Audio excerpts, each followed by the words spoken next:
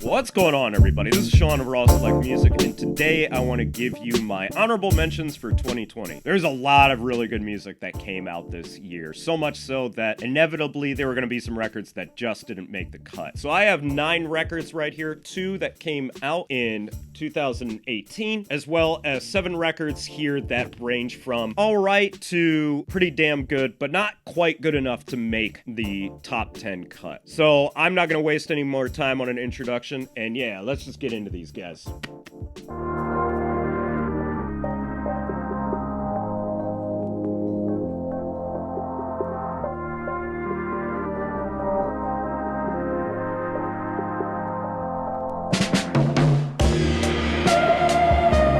I want to talk about the 2 2018 records that came out on vinyl this year, and I wanted to highlight them super fast because these are 2 of my favorite records this year, and had the music contained on them actually been released in 2020, they definitely would have made it into my top 10. Matthew Tavares' Dejavu, or Matty, is an excellent psychedelic pop record that I ended up enjoying way more than I expected to. It's got some great vocals on it, it's got some cool arrangements, it's definitely unique. It's a pretty solid record, and it's a record that I found myself liking way more than I had expected.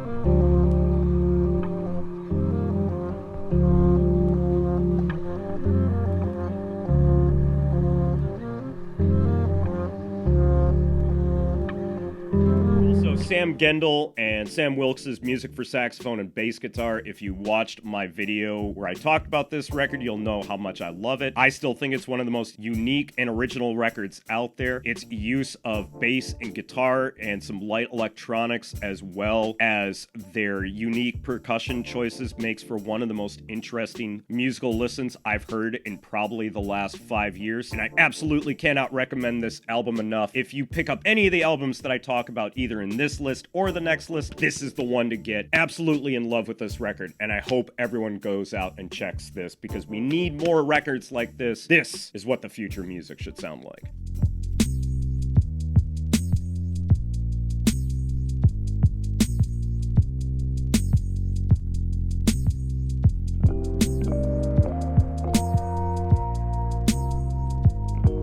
Now that we got the 2018 records out of the way, let's talk about the albums that came out in 2020, and let's get into the 2 records that really let me down this year. Rejoicer's Spiritual Sleaze, released on Stone's Throw, is one of the most disappointing records that I've heard this year. Not that it's particularly bad, I just did not find it that engaging at all. It really feels like it tried a little too hard to be pop while still retaining the electronic weirdness of Energy Dreams, and at the end of the day, it just doesn't grab me in any way, shape, or form. There's some cool tracks on here, but ultimately, every time that I've tried listening to it in recent memory, I've always ended up moving to another record, and this is just an album that does absolutely nothing for me. The tracks Pre-Memory Circle, My Beans, and Up in Flames are cool enough, and it's a record that when I do find myself listening to it, I'm never offended by it, but ultimately, it's probably the most forgettable record of 2020, and one that I don't really foresee myself listening to that much in the future.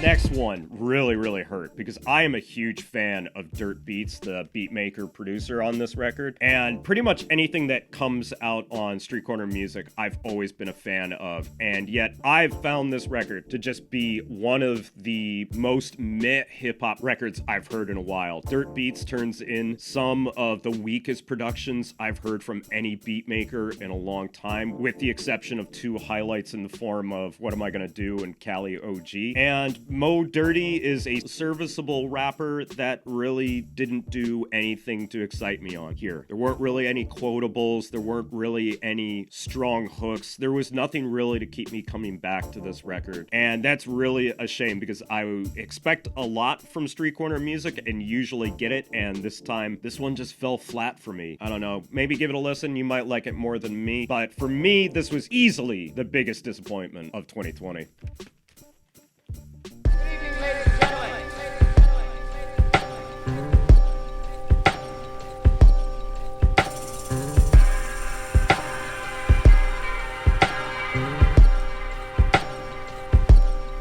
We're out of the negative territory. Let's get into some of the solid records that I listened to this year that just barely missed the cut. And this one I actually kept off the list. I do not put compilations in my best ofs. But this record right here, Baker's Dozen 13, is probably the most solid instrumental hip-hop compilation I've heard in a while. Given the pedigree of such beat makers as Madlib, Pete Rock, Toki Monster, Alchemist, Black Milk, Mind Design, Blockhead, Anra, Static Selector, Dejavu the Fudge Monk, Kutma, Flow Fills, and Meets of the Beats, how could you go wrong with that? And everybody turns in solid beats. Some of them I wish were a bit longer, and some of the tracks I wish hit a little bit harder, but that doesn't take away from what is a very eclectic collection of really good beats from a variety of different beat makers. It's just solid all the way around. If you're looking for a good instrumental hip-hop project, yeah, you really can't go wrong with this, and if this is the record that Fat Beats is going to close their Baker's Dozen series with, this is a really good record to go out on, and this is definitely a record that I recommend everybody give a listen to.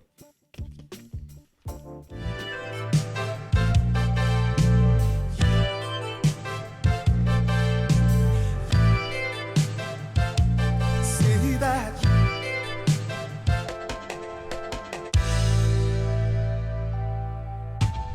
Up, I want to talk about Pools' Son, a record that I was expecting to be a little bit more enamored with, and I'm perfectly happy with, but it didn't hit me quite as hard as the 10 records that are on my best of list. It is a real shame because I was looking forward to this since Pools hadn't released an album since 2016, and the quality of the tracks on here are really cool. It's still an addictive, hypnotic, deep house influenced disco edit hip-hop electronic album, and it's really cool, really chill, and I really dig a lot of the sounds on here. But ultimately, I didn't find myself nearly as engaged with this record as I had originally thought I would. That being said, I still think it's a really cool record, and it's definitely a record that I love flipping on from time to time. So if you haven't checked this one out, it's a really cool record. Not anything that's gonna blow you away, but still a really cool listen nonetheless, and definitely one that I recommend everyone check out.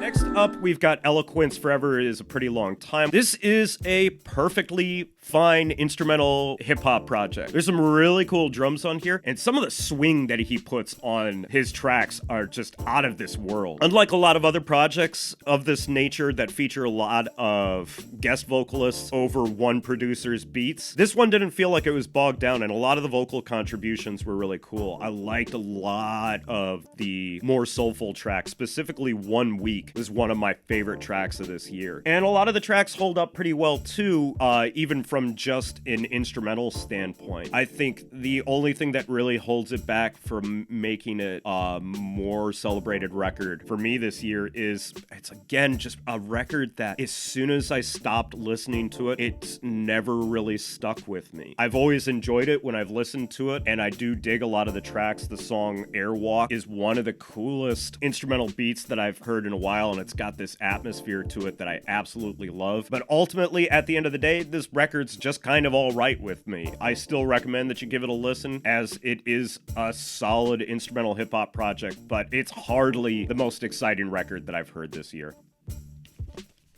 Boom, we're just running through them. Let's keep it going.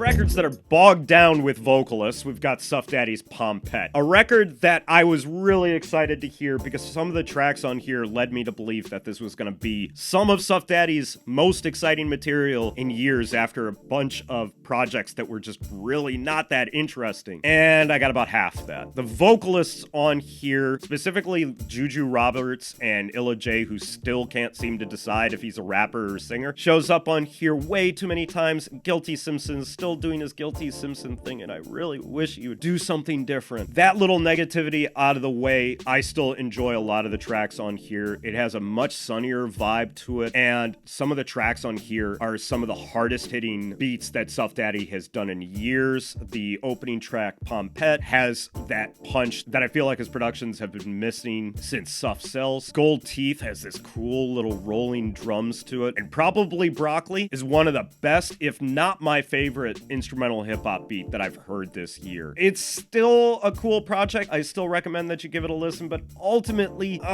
next time, please don't put so many vocalists in your record, please. Just don't know what I'm supposed to do.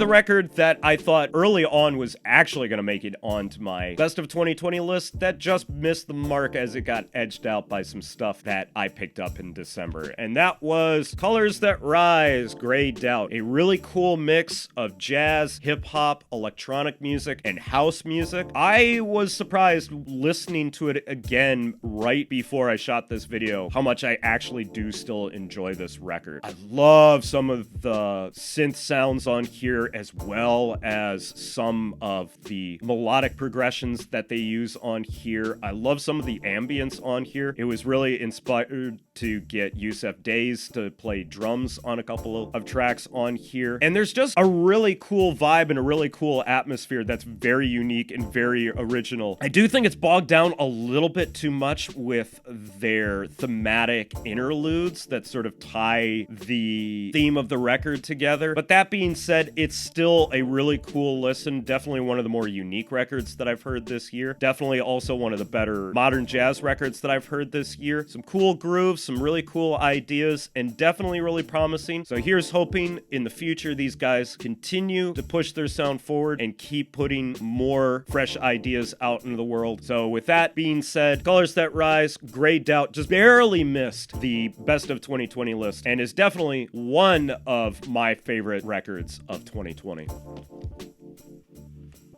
So that's going to be it for me today, guys. Thanks as always for watching. If you've listened to any of these records, please let me know what you thought about them down in the comments. If you want to hear any of these records for yourself, please head over to my WordPress blog, because that's where I'll be posting music links to any of the records that I talk about on this channel. Make sure you're here at 8 p.m. Japan Standard Time every Sunday for Live from the Record Room, as well as make sure you head over to my Mixcloud where you can check out Raw Select Radio, the audio component of this YouTube channel. Links to everything, as always, down in the description. But that's going to be it for me today, guys. Thanks as always for watching, and I will catch you in the next video. So until then, peace out!